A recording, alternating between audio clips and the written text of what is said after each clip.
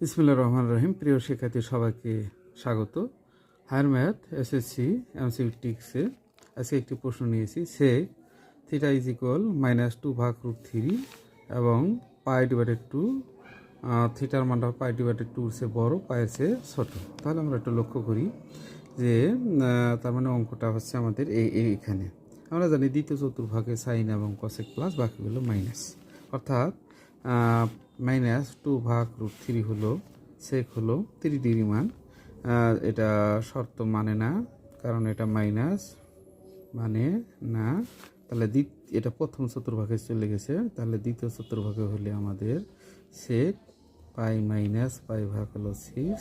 তাহলে আমরা এটা লিখতে পারি 6 পাই মাইনাস হলো পাই ডিভাইডেড হলো 6, অর্থাৎ সেক 5 পাই ভাগ 6।